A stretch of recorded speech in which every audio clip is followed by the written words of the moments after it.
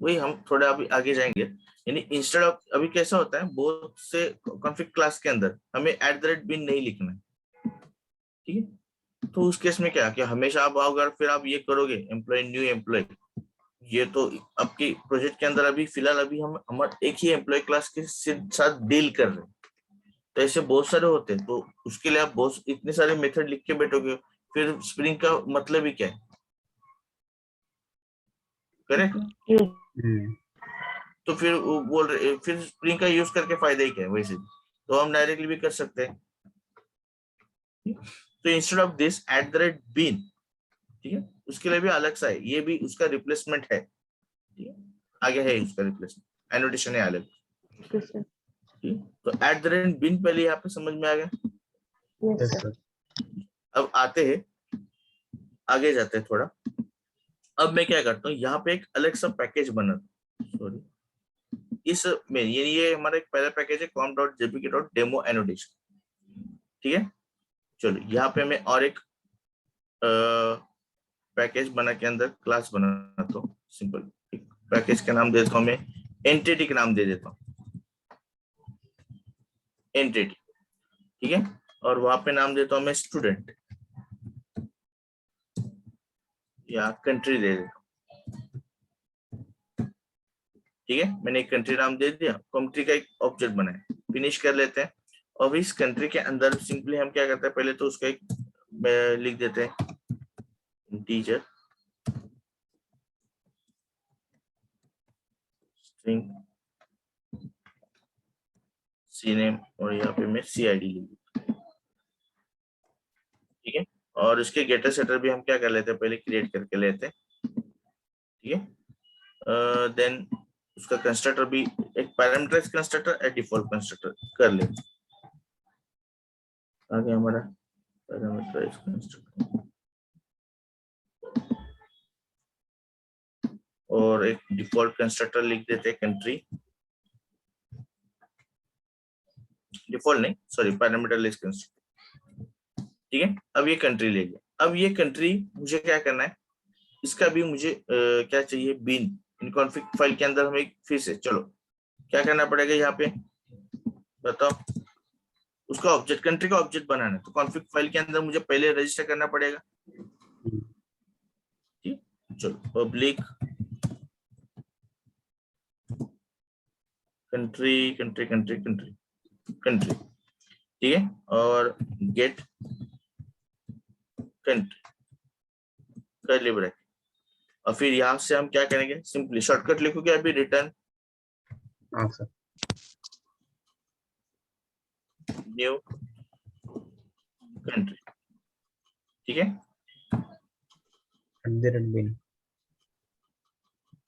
हाँ वो लिख देता हूँ, रिटर्न का कुछ स्पेलिंग गलत हो गया क्या, @bin तो लिखना पड़ेगा, फिर भी स्पेलिंग गलत हुआ, तो इसके ऊपर मैं क्या लिखूंगा, इस मेथड के ऊपर @bin, ठीक है। यानी अब कॉन्फिग फाइल के अंदर उसे बता दिया हमने कि भाई ये गेट कंट्री का भी क्या करो आप बिन ले लो।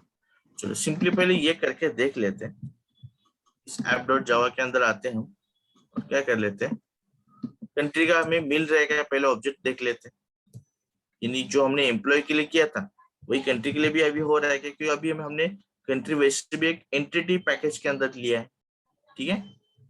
चेक कर लेते हैं, यहाँ पे country c equal to context dot get bin, और यहाँ पे मैं डायरेक्टली अभी यहाँ पे लिख देता हूँ कंट्री डॉट क्लास, ठीक है। और यहाँ पे सिस आउट कर लेता हूँ हम अपना सी वाला। चलो कंपाइलर रन करके देख लेते हैं, देखो कंट्री का भी मुझे क्या मिल रहा है, यहाँ पे ऑब्जेक्ट मिल रहा है, ठीक है। इन्हें अगर आप सेम पैकेज में हो या डिफरेंट पैकेज में हो तो उससे कुछ फायदा नहीं है, वो नहीं फायदा नहीं होगा, फायदा ही नहीं, उसको समझ में आएगा वो ले लेगा। इन्हें ऐसा नहीं कि भाई सेम पैकेज के अंदर ही होता है क्या, डिफरेंट पैकेज में नहीं होगा क्या, नहीं होगा, ठीक है। सिंपली आप इस कॉन्फिग क्लास के अंदर जो भी है यहाँ पे @bin लिखो, वो वैसे भी ढूंढेगा कि भाई ये कंट्री कहाँ पे है, अच्छा इस एंटिटी क्लास के अंदर है तो उसका वो ऑब्जेक्ट उसको समझ में आएगा। फिर ऐसे वैसे भी हमने यहाँ पे हमने क्या किया, रिटर्न न्यू कंट्री कर दिया। ठीक है। अब यस सर। प्रॉब्लम ये है कि हर टाइम हम ये @bin लिख के बैठेंगे क्या हर इस कॉन्फिग क्लास के अंदर, तो वैसे भी इट इज नॉट पॉसिबल। ठीक है। हाँ कभी कभी कुछ केस में हमें लिखना पड़ता है। ठीक है। प्रोजेक्ट के रिक्वायरमेंट के अनुसार कि भाई एक ही क्लास है तो उसको बिन करके आप यहाँ पे लिख दो। ठीक है। या इंस्टेड ऑफ दिस, यानी ये जो हमने अभी कोड लिखा है एम्प्लॉय के लिए, ठीक है, तो ये हम ना करके, यानी ये हमें नहीं करना है @bin एम्प्लॉय गेट इंस्टेंस जो लिखा है ये हमें नहीं करना है सर। ठीक है, मत करो। मैं फिलहाल इसको क्या कर लेता हूँ आपके रेफरेंस के लिए कमेंट करके रख देता हूँ। फिर मुझे अभी एम्प्लॉय का ऑब्जेक्ट मिलेगा कैसे, क्योंकि अगर मैं रन करता हूँ, देखो अभी इसे मैंने कमेंट करके रख दिया, वो झट से आपको एरर दे देगा। रन करके देख लेते। एरर क्या दिया उसने, देखो नो क्वालिफाइंग बीन। ठीक है, एम्प्लॉय, क्योंकि उसको वैसे भी ये गेट इंस्टेंस या एम्प्लॉय को उसका बीन ही नहीं मिल रहा है क्योंकि आपने उस कॉन्फ़िग फाइल के अंदर बीन मेंशन नहीं किया। तो इसके सॉल्यूशन क्या है, उसके लिए और एक स्प्रिंग ने एनोटेशन दिया है। वो एनोटेशन है @component।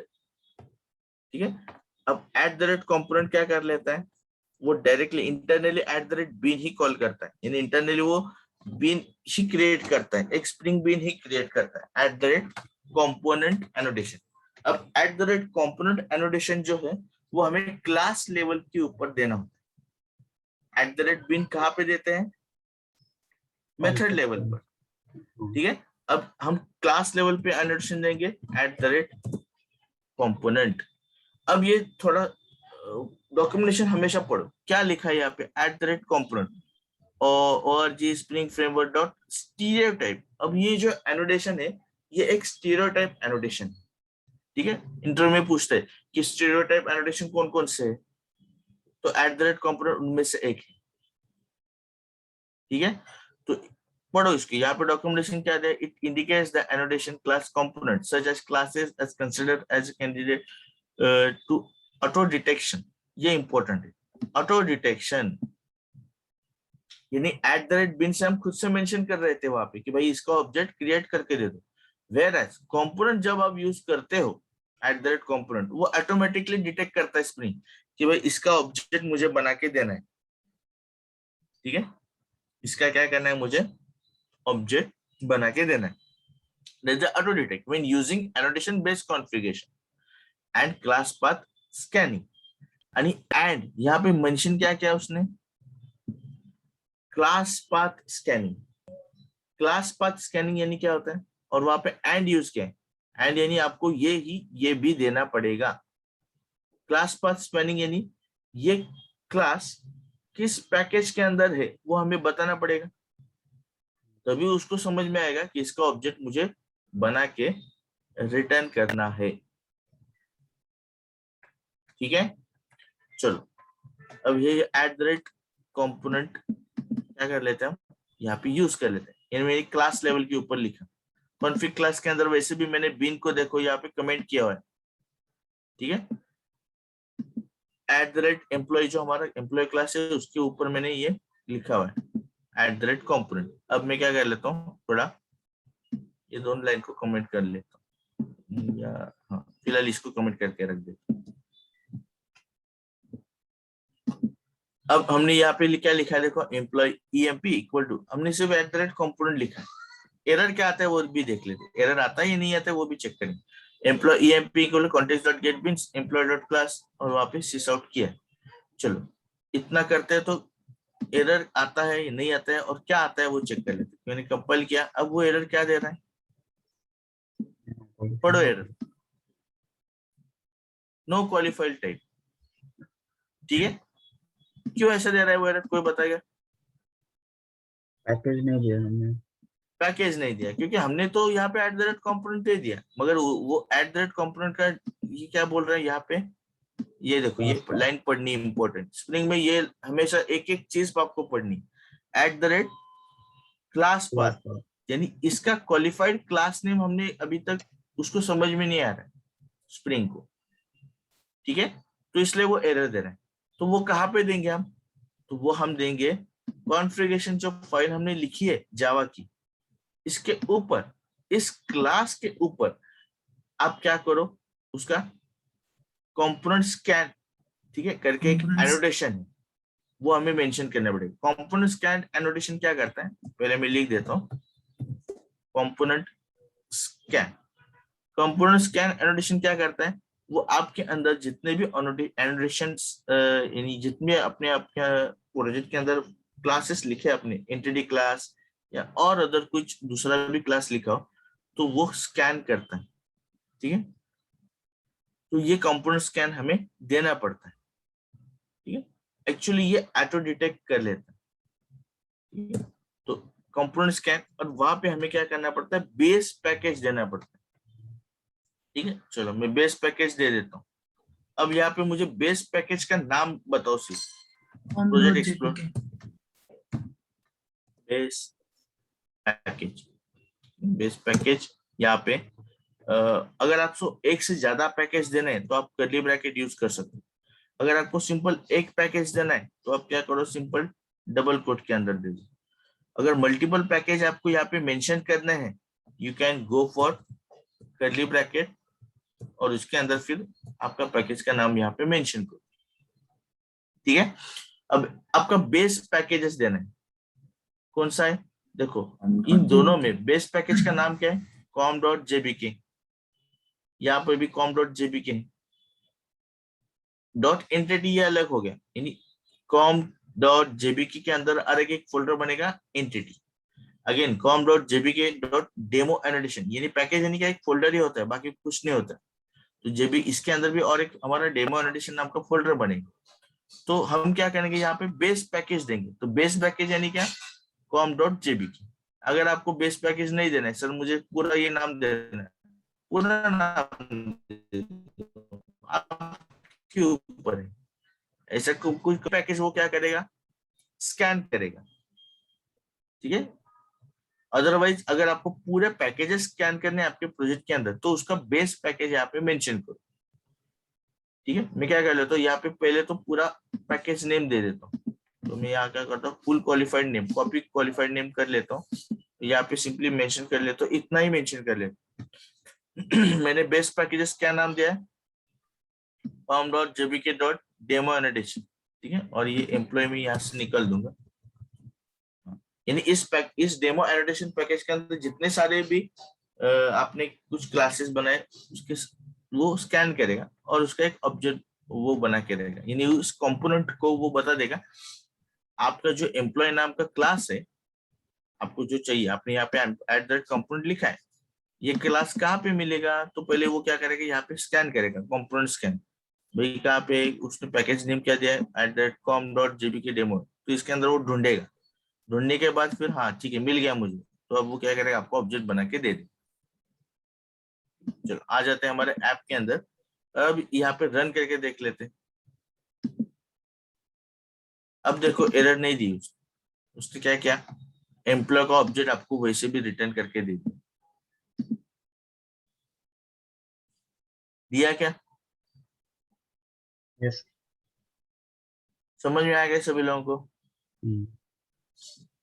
जितने भी क्लासेस है सर पैकेज में, उस सबका वो ऑब्जेक्ट बना के देगा ना। उस पैकेज के अंदर जितने भी क्लासेस रहेंगे तो वो स्कैन करेगा, हाँ। ठीक है। और फिर स्कैन करने के बाद वो चेक करेगा कि आपने @कंपोनेंट लिखा है क्या इस क्लास के ऊपर, तो आपको वैसे भी उसका ऑब्जेक्ट स्प्रिंग कंटेनर के अंदर आ जाएगा, अच्छा अच्छा ठीक है। और ये ऑटो डिटेक्ट है, ठीक है? ये सर। क्या है, कंट्री ऑटो एक डिटेक्ट। सेकंड करो, कंट्री क्लास एक बार। कंट्री का भी करते ना, यस नहीं, उसमें करेंगे। कंट्री का भी ऑब्जेक्ट दिया है ना। कंट्री का ऑब्जेक्ट क्यों दिया है, देखो कॉन्फिग इंपोर्ट डॉट किया। क्लास के अंदर, नहीं इंपोर्ट नहीं, हमने अभी तक कमेंट नहीं किया ना इसका बिन का, हाँ हाँ, ओके ओके सॉरी। ये हमने बिन अभी तक उसका जो @बिन लिखा है कमेंट नहीं किया, इसलिए वो हमें वो कंट्री का भी रिटर्न कर रहा है। ये भी करेंगे हाँ कमेंट अभी, ठीक है। मगर यहाँ तक समझ में आएगा ये @component, yes sir. Yes sir. ये आगे जाके हम यही यूज करने वाले हैं सभी जगह, @कंपोनेंट। फिर इसका भी रिप्लेसमेंट और एक है दूसरा, ठीक है। मगर पहले ये समझ में आ गया @कंपोनेंट, ठीक है, डिफरेंस पूछते हैं @ कंपोनेंट और @bin। मेनली डिफरेंस क्या है, bin always apply on a method level, component apply on a class level. Again जो bin है वो हमें एक्सप्लिसिटली ऑब्जेक्ट बनाना पड़ता है। bin एनोटेशन लिख के उसके अंदर हमें एक्सप्लिसिटली खुद से ऑब्जेक्ट क्या करना पड़ता है, रिटर्न करना पड़ता है। हमने यहाँ पे खुद से बनाया ना, return new employ, correct? Hello, yes sir. Yes हाँ, एम्प्लॉय के अंदर मैंने ऐसे कुछ किया है क्या, रिटर्न एम्प्लॉय का भाई ऑब्जेक्ट रिटर्न करो, ऐसे कुछ मेंशन किया है क्या? नहीं। नहीं किया। मैंने क्या लिखा, सिंपल @कंपोनेंट। कंपोनेंट क्या करता है, ऑटो डिटेक्ट कर लेता है, ऑटो कॉन्फ़िगरेशन है उसका, ऑटो डिटेक्ट कर लेगा। और पहले तो उसे ये @कंपोनेंट अगर आपको यूज करना है तो आपको क्या करना पड़ेगा, कंपोनेंट स्कैन, यानी आपको यहाँ पे ये एनोटेशन यूज करना पड़ेगा। कंपोनेंट स्कैन क्या करता है, इट स्कैन योर पैकेजेस। तो यहाँ पर वैसे भी मैंने बेस्ट पैकेज क्या दिया है, com.jpg.demo एनोटेशन, ऐसे देते नहीं है मगर मैंने दिया है।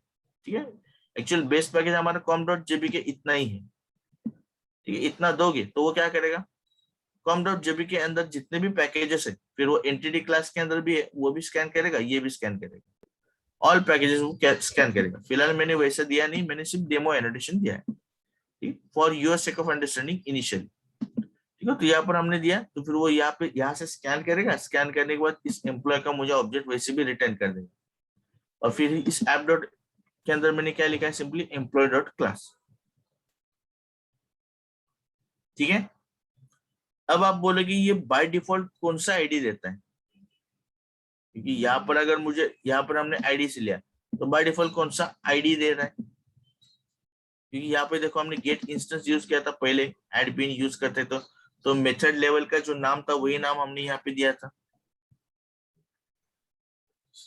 हेलो, यस ठीक है, अब यहाँ पर वो बाय डिफॉल्ट क्या कर लेता है, आपको जो क्लास नेम है वही एज आपका आईडी होता है। यानी स्प्रिंग कंटेनर को समझ में कैसे आता है, तो इस एम्प्लॉय का जो एक क्योंकि आईडी बनाएगा, जो क्लास नेम है वही आपका आईडी रहेगा, सिर्फ जो आपका क्लास नेम का फर्स्ट लेटर जो आपका कैपिटल है वो उसे स्मॉल करके एम्प्लॉय, ये आपको क्या करेगा, आईडी कंसिडर कर देगा। ओके ठीक है, समझ में आ रहा है?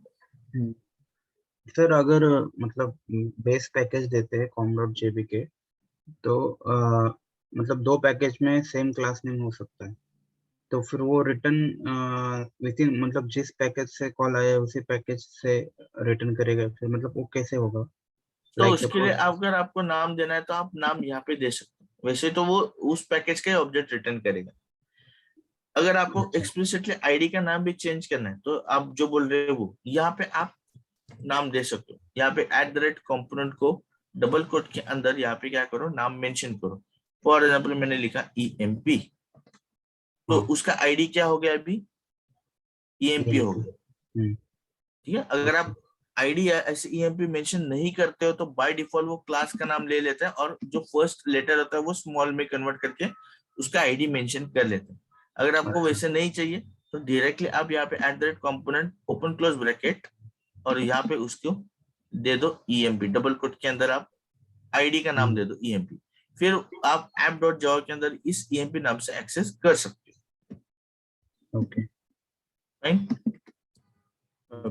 फिलहाल क्या कर लेते हैं हम, यहाँ पे app.java के अंदर जाते हैं और एक यहाँ पे क्या कर लेता हूँ, कोड लिख लेता हूँ एम्प्लॉय। बाकी लोगों को समझ में आ रहा है क्या, नहीं समझा तो पूछो, कोई प्रॉब्लम नहीं है। ठीक है, वैसे कुछ तो चल रहा है, सुमित बाबा का कुछ तो लेक्चर चल रहा है, ऐसे मत बैठो कभी भी। Sorry, context dot gate beans. ठीक है, यहाँ पर हम क्या करते हैं, आईडी मेंशन करते हैं। आईडी क्या है भाई उसका, चलो आ जाता है एम्प्लॉय। बाय डिफॉल्ट यही लेगा ना, हम बोल रहे हैं कि बाय डिफॉल्ट ये लेगा, यानी उसका लेटर हमें सिंपली क्या करना है, स्मॉल करना है। देन उसके बाद में एम्प्लॉय डॉट क्लास क्लास और सिसआउट, सॉरी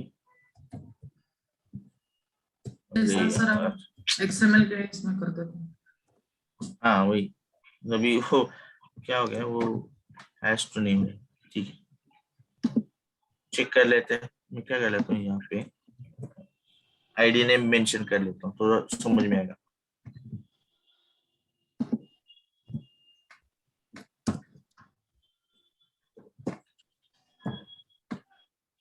ठीक है रन कर लेते हैं, देखो आ गया, हाँ सिंगलटन इंस्टेंस दिया उसने। यस ठीक है, यदि आप एम्प्लॉय अगर आपको आईडी से जाए तो ये एम्प्लॉय नाम दे सकते हो। अब चलो मैं इस एम्प्लॉय के ऊपर में क्या कर लेता हूँ, मेरा नाम लिख देता हूँ। मेरा नाम यानी एक आईडी का नाम दे देता हूँ। फॉर एग्जाम्पल मैंने लिखा ई नेम, ऐसे लिखा मैंने, ठीक है।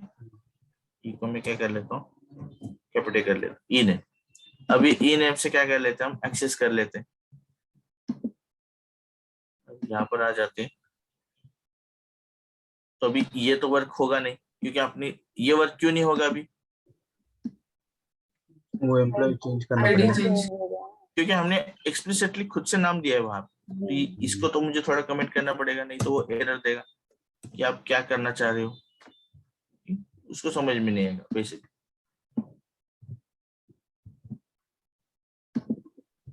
तो यहाँ पे हम क्या करते हैं, जो हमने नाम दिया है ये नेम, वो क्या कर लेते हैं यहाँ पे मेंशन कर लेते हैं, ठीक है। और चेक कर लेते हैं अभी,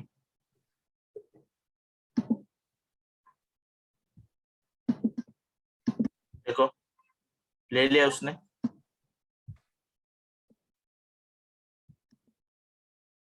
ठीक है, यानी आपने खुद से नाम मेंशन किया वहां पे, employee e name, sorry e name whatever जो भी है, और with the help of that e name हमने यहाँ पे एक्सेस कर दिया।